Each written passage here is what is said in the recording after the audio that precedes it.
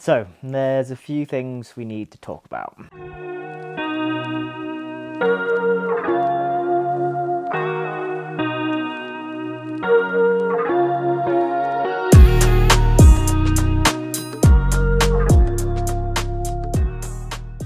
So this is just a general update on what's happening at the moment. It's spring 2024 in the Alps, and I'm transitioning between ski guiding and the summer.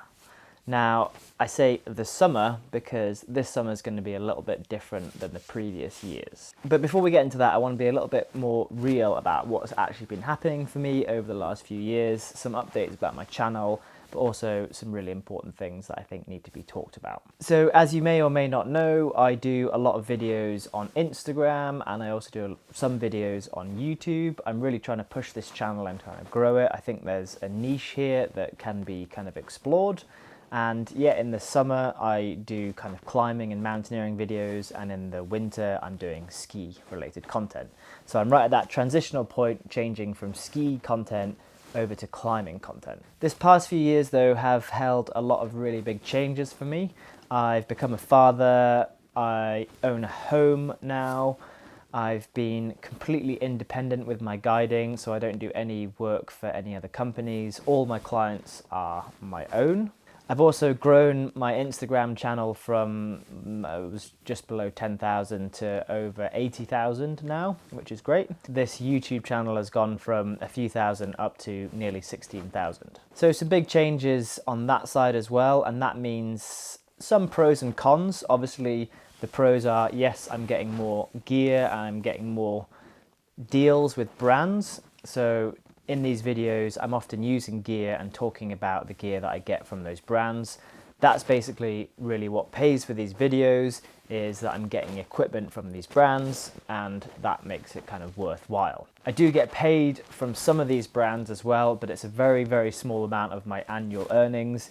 It's really not that much. And in terms of how much I make from ad revenue and things like that on YouTube, it's also very little.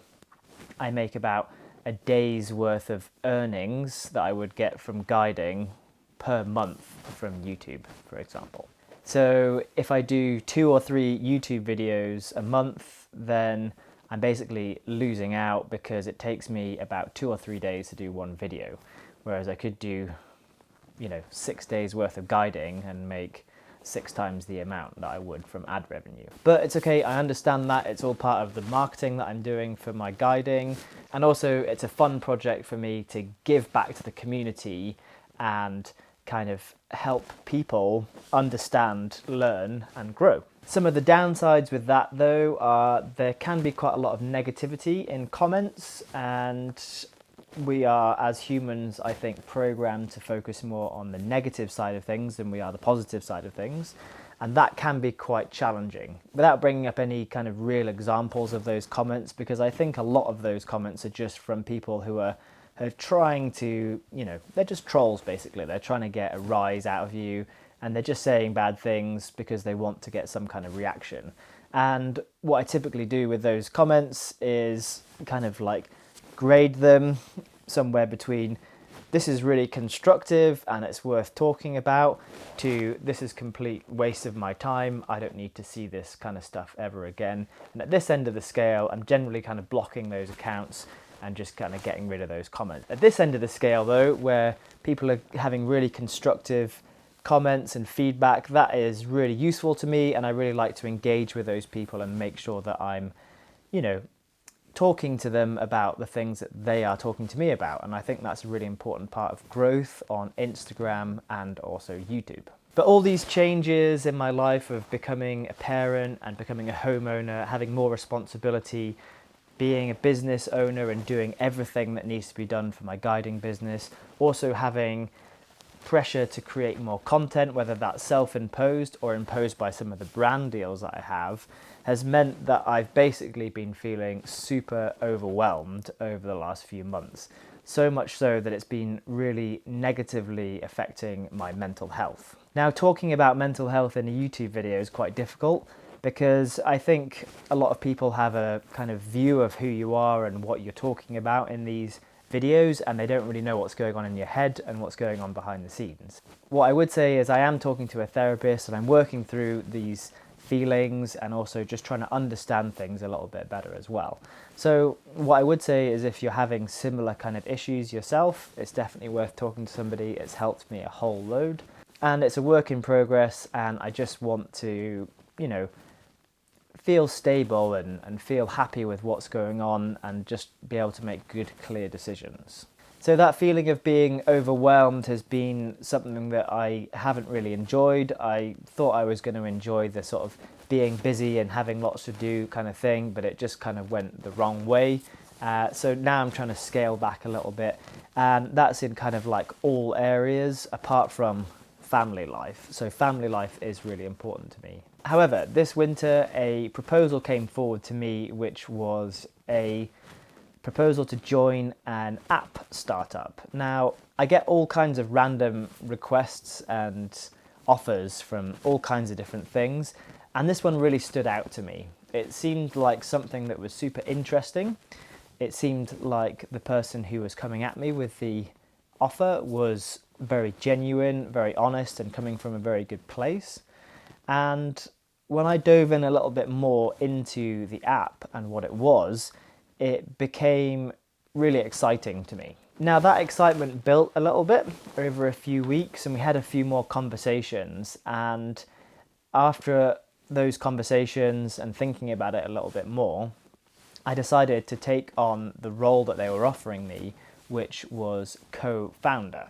So the app is called Oak. Now what's this app all about? Oak is a platform that you can find other adventure partners to do adventure sports. So at the moment there is skiing and climbing on there, but over the coming months we're hoping to add things like mountain biking, trail running, hiking, mountaineering, all those types of things, anything that you could imagine doing in the mountains. So why is this app so interesting to me, and what makes it kind of special is that one thing we're hoping to do on that app is to add elements of a learning platform into it, and we're going to try and experiment with different ways of doing that, whether we're going to have an online learning module directly in the app or whether we're going to have it as part of a YouTube channel or something like that, and just make it a way that people can learn and grow on that app and they can get their